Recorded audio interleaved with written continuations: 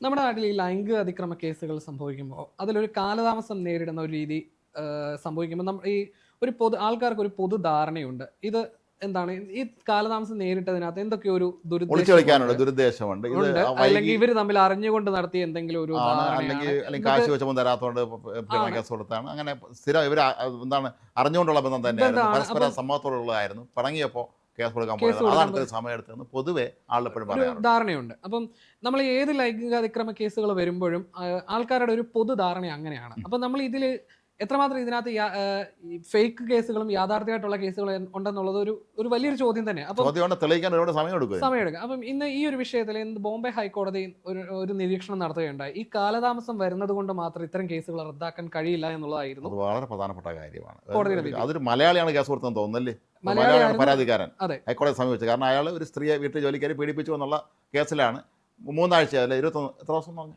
അതായത് ഈ സംഭവം നടന്ന് പരാതി നൽകാൻ 21 ദിവസം വൈകി വൈകി എന്നുള്ളതാണ് എന്നുള്ളതാണ്. ആരോപണം. കാരണം ഈ ആ ഒരു സ്ത്രീ വീട്ടുജോലിക്കാരിയായ സ്ത്രീക്ക് അതിക്രമം നേരിടേണ്ടി വന്നത് മാർച്ചിലും അവർ പരാതി നൽകുന്നത് ഏപ്രിലുമായിരുന്നു. ഏപ്രിലുമാണ്. അപ്പൊ ഈ വിഷയം ചൂണ്ടിക്കാട്ടിക്കൊണ്ടായിരുന്നു ഈ മനുഷ്യൻ, ഈ മലയാളിയായ ഈ പരാതിക്കാരൻ കേസിലെ പ്രതി എന്ന് പറയാനുള്ള ആൾ അതെ കോടതിയെ സമീപിച്ചിരിക്കുന്നത്. അപ്പോൾ കോടതി പറഞ്ഞത് വളരെ കൃത്യമായ കാര്യമാണ്. കാരണം ഈ ക്രൈമിന് അങ്ങനെ കാലപരിധി വയ്ക്കാൻ പറ്റില്ല.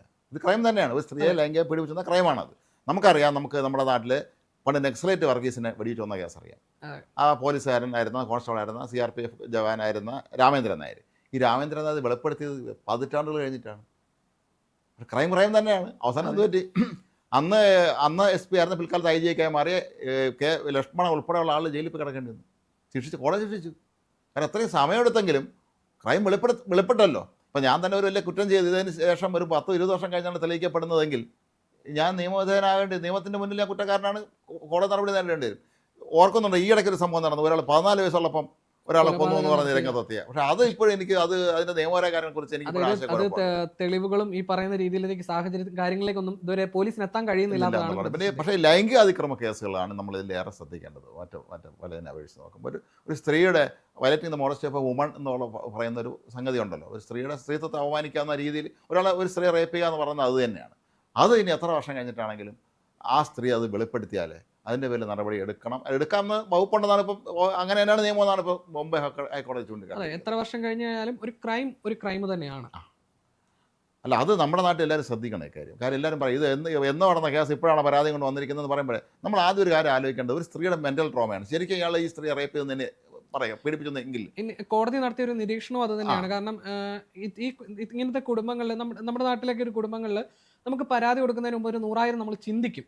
അതായത് നമുക്ക് സമൂഹത്തിലുണ്ടാകുന്ന അവസ്ഥ, ആ സ്ത്രീ അനുഭവിക്കുന്ന മെന്റൽ ട്രോമ ആലോചിച്ചു. ഒരു സ്ത്രീക്ക് പാവപ്പെട്ട വീട്ടിലെ സ്ത്രീയായി വീട്ടിൽ ജോലിക്ക് പോയത്, ഈ വീട്ടിൽ താമസിക്കുന്ന ഇയാൾ റേപ്പ് ചെയ്തെന്ന് പറയും, വീട്ടുടമസ്ഥനെ ഇയാൾ റേപ്പ് ചെയ്തെന്ന് പറയുമ്പോൾ ആ സ്ത്രീ ആദ്യം പെട്ടെന്ന് കാര്യം എൻ്റെ ജോലി നഷ്ടപ്പെടുമോ, നാളെ ഞാൻ ഇങ്ങനെ എൻ്റെ കുട്ടികളെ വളർത്തുന്ന കുടുംബത്തിനെ നോക്കണ്ടേ, അവരൊക്കെ ഒരു ഭർത്താവുണ്ടോ, കുട്ടികളെ എന്താണെന്ന് നമുക്കറിയില്ല. അതായത് സാമ്പത്തിക പ്രതിസന്ധി കൊണ്ടായിരിക്കില്ലേ ജോലിക്ക് പോലുള്ളത്. ഈ വിഷയത്തിൽ അവർ ഭർത്താവിനോട് പറയുകയും ഭർത്താവ് പിന്നെ അവിടുത്തെ അവരുടെ ഹൗസിംഗ് കോളനി ആ രീതിയിൽ സംസാരിച്ചാണ് ഇവർ കേസുമായിട്ട് മുന്നോട്ട് പോകുന്നത്.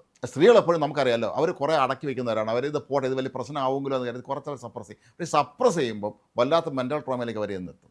ചിലപ്പോൾ ഡിപ്രഷനിൽ ഒക്കെ അവർ പോകും. കാരണം അത്ര ഒരു മനസ്സിൽ അവർ ഭീകരമെന്ന് കരുതിയ ഒരു സംഭവം കരുതിയ ഒരു സംഭവം അവരെ മനസ്സിനെ വല്ലാതെ ഇളക്കും. അപ്പോൾ സ്വാഭാവികമായിട്ട് ചിലപ്പോൾ എൻ്റെ ഭർത്താവിനടുത്ത് പറഞ്ഞ് അദ്ദേഹം എന്താണ് ചിലപ്പോൾ ഒരുപക്ഷെ അയാൾ ചോദിക്കാൻ ചെന്നതാണ് ഈ മനുഷ്യൻ്റെ അടുത്ത്. ഈ ഭർത്താവ് എന്ന് പറഞ്ഞ ആൾ ഈ റേപ്പ് എന്ന് പറഞ്ഞ ആളുടെ നിന്ന് കാര്യം ചോദിക്കാൻ ചിലപ്പോൾ അവർ തമ്മിൽ വാക്ക് തർക്കം ഉണ്ടാവുക എന്തെങ്കിലുമൊക്കെ ചെയ്ത് കാണുമായിരിക്കും. പക്ഷെ ഇതെല്ലാം കഴിഞ്ഞിട്ടായിരിക്കും എന്നാൽ പിന്നെ ഞാൻ നിയമവശത്തിൻ്റെ വഴി തേടാം എന്ന് ഈ കുടുംബം തീരുമാനിച്ചാണ്.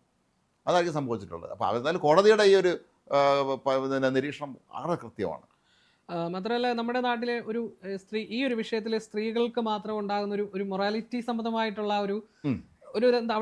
അവരെ ആ മൊറാലിറ്റി ചോദ്യം ചെയ്യുന്ന ഒരു രീതിയിൽ ആൾക്കാരുടെ ഒരു ധാരണയെങ്കിലും ഒന്ന് മാറ്റി ചിന്തിക്കേണ്ടിയിരിക്കുന്നു. കാരണം നമ്മളൊക്കെ ചോദിക്കും അവൾ ഇപ്പോഴാണ് അവനെ കേസ് കൊടുക്കാൻ പോകുന്നത്, ഇത്രയും ദിവസം കഴിഞ്ഞിട്ട് ചോദിക്കുന്ന ഒരു രീതി പ്രവണത നമ്മുടെ നാട്ടിലേക്കാണ്. പക്ഷേ അത് നാളെയും നമ്മുടെ നാട്ടിലേക്ക് സ്ത്രീക്ക് നേരെ അതിക്രമം ഉണ്ടായാൽ കുറച്ച് വൈകിട്ടാണ് ഇപ്പോൾ ഒരു പക്ഷേ അവർ അടക്കി വെച്ചിട്ട് പിന്നാണെങ്കിൽ പോലും അവർ പരാതി കൊടുക്കണം. പക്ഷെ ഇന്ന് കരുതി നമുക്ക് ഈ പറയുന്ന പോലെ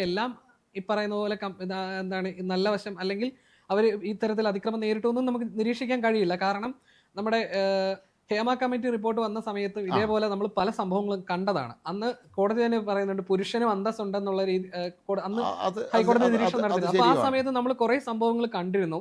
ഇതിനകത്ത് ഏതാണ് റിയൽ ഏതാണ് ഫേക്ക് എന്നുള്ളത് പൊതുജനങ്ങൾക്ക് തന്നെ. അപ്പം ഇങ്ങനത്തെ ഈ കേസുകളിൽ എല്ലാം ഈ പറയുന്നത് പോലെ അല്ല എല്ലാം ഫെയർ ഒന്നും ആയിരിക്കണമെന്നില്ല, ചിലപ്പോൾ ആവണമെന്നില്ല. തട്ടിപ്പ് കാണുമായിരിക്കാം. പക്ഷേ അതിൽ മാത്രമല്ല, അതിപ്പോൾ കോടതി ട്രയൽ നടന്ന് അയാൾ അറസ്റ്റ് ചെയ്യുകയൊക്കെ ചെയ്യുമ്പോഴത്തേക്കും പുരുഷനെ സംബന്ധിച്ചിടത്തോളം അത് നിരപരാധിയാണെങ്കിൽ അയാളെ മാനം പോയ അവസ്ഥയാണ്, അയാളെ അതെ. കുടുംബത്തിൻ്റെ അവസ്ഥയൊക്കെ ഭീകരമാവും. പക്ഷേ ശരിക്കും സത്യമാണ് എങ്കിൽ ഇയാൾ നാളെ ഇത് ആവർത്തിക്കാനുള്ള ഒരു സാധ്യത കാണാൻ തീർച്ചയായും. കഴിയില്ല. അപ്പോൾ അതുകൊണ്ട് തന്നെ നമ്മുടെ ഈ കോടതികൾ ഇക്കാര്യത്തിൽ ഈ സ്ത്രീകളുടെ കാര്യം വരുമ്പോൾ തന്നെ വളരെ കർശനമായ നിലപാട് തന്നെ എപ്പോഴും സ്വീകരിക്കാറുള്ളത്. അത് നമ്മൾ പല കേസുകളിലും നമ്മൾ നേരത്തെ കണ്ടിട്ടുള്ളതാണ്. അപ്പോൾ പലപ്പോഴും ചിലപ്പോൾ സംഭവിക്കാറില്ല, സ്ത്രീകൾ അവസാനം ചിലർ കൂറുമാറുന്ന രീതിയുണ്ട്. ഈ ഇടയ്ക്ക് അതൊരു പ്രമാദമായ കേസിൽ ആ സ്ത്രീ കൂറുമാറി അവസാനം അവരെ മറിച്ച് പറഞ്ഞു. അപ്പോൾ അയാൾ കേസിൽ നിന്ന് രക്ഷപ്പെട്ടു. പക്ഷേ പ്രോസിക്യൂഷനെ സംബന്ധിച്ചിടത്തോളം അവർ മതിയായ തെളിവുകൾ ശേഖരിക്കുകയും കൃത്യമായി ഇവരെ മെഡിക്കൽ പരിശോധന നടത്തുകയും നമ്മുടെ നാട്ടിൽ നിന്ന് എല്ലാത്തിനുള്ള സാങ്കേതിക സംവിധാനങ്ങളുണ്ട് ഇതൊക്കെ മനസ്സിലാക്കിയെടുക്കാനും പരിഹാരം കാണാനും ഒക്കെ ഉള്ള. അപ്പോൾ അങ്ങനത്തെ ഒരു സിറ്റുവേഷനിൽ ഈ ഒരു കോടതി ഉത്തരവുണ്ടല്ലോ, നമ്മുടെ നാട്ടിൽ സ്ത്രീക്ക് ഇത് ശരിക്കും അവർ റിയൽ വിക്ടിംസ് ആണെങ്കിൽ അവർക്കത് വലിയ പിടിവള്ളിയാണ്. റിയൽ വിക്ടിംസ് എന്നതാണ് അതാണ് അതിനകത്ത് ആണെങ്കിൽ അതാണ് അത് point. പിടിവള്ളി തന്നെയാണത്. അവിടെ പുരുഷന്മാരും എപ്പോഴും ശ്രദ്ധിക്കുക, അത്ര എളുപ്പമല്ല കാര്യങ്ങൾ. പുരുഷന്മാരിക്കും സ്ത്രീകളെ തരത്തിലുള്ള അപമര്യാദയെ പെരുമാറാൻ ചെല്ലുന്നവർ അകത്താവുക തന്നെ ചെയ്യും. അവർ മാത്രമല്ല ഒരുപാട് വകുപ്പുകളുണ്ട് ഇതിനൊക്കെ സ്ത്രീകളെ സംബന്ധിച്ചിടത്തോളം, അതെ, അവർ പ്രത്യേകിച്ച് പ്രൊട്ടക്ഷൻ ഉണ്ട്. ഈ ഒരു കോടതിയുടെ ഇന്നത്തെ നിരീക്ഷണം എനിക്ക് തോന്നുന്നു ഏറ്റവും കൂടുതൽ യോജിക്കുന്നത് ഈ പ്രമുഖന്മാര് പ്രതിസ്ഥാനത്ത് വരുന്ന കേസുകളാണ്. അത് കാരണം ഈ പ്രമുഖന്മാരാകുമ്പോഴത്തേക്കും അവരുടെ ഒരു ആരാധന കൂട്ടം കാണും, അവരുടെ ഒരു വിഭാഗം കാണും. അപ്പം സ്വാഭാവികമായിട്ട് അവർ ആദ്യം ഉന്നയിക്കുന്ന ഒരു ചോദ്യമാണ്, ഇത്രയും നാൾ എവിടെ ആയിരുന്നു? ഈ സിനിമയിൽ ചില സ്ത്രീകൾ ഇതുപോലെ തങ്ങൾക്ക് നേരെ ഉന്നതന്മാരായ സിനിമകളിൽ പ്രമുഖരെന്ന് മോശം അനുഭവം ഉണ്ടെന്ന് പറയുമ്പോൾ അവിടെ ചീത്തവിളിയാണ് വേറെ. ഈ ആരാധക കൂട്ടം വന്ന് സോഷ്യൽ മീഡിയയിലൊക്കെ ഒന്ന് പോകുന്നതിൻ്റെ തെറിവിളിയും ബഹളമൊക്കെ ആയിരിക്കും. അപ്പോൾ ചുരുക്കത്തിൽ കുറേ കഴിയുമ്പം ഈ സ്ത്രീ കള്ളം പറഞ്ഞതാണെന്നുള്ളൊരു ധാരണ പോലും പരത്താൻ ഈ ആശാമാർ വിചാരിച്ചാൽ സാധിക്കും, ഇതെല്ലാം കൂടെ ചേർന്ന്. അപ്പോൾ അവരുടെ നമുക്കറിയാവുന്ന ഒരു സ്ത്രീ നമ്മുടെ നാട്ടിൽ നമ്മുടെ മാധ്യമങ്ങളിൽ അവരുടെ പേരും വിലാസമൊന്നും കൊടുക്കില്ലെങ്കിൽ ആളറിയാം ഇത് ആരാണെന്നുള്ളത് കുറേ കഴിയുമ്പോൾ അവർ മനസ്സിലാക്കും. അപ്പോൾ അവരുടെ സ്ത്രീയുടെ ജീവിതത്തിലെ ഏറ്റവും വലിയ ട്രോമയാണ് സ്ത്രീ റേപ്പ് ചെയ്യപ്പെടുക എന്ന് പറയുന്നത്.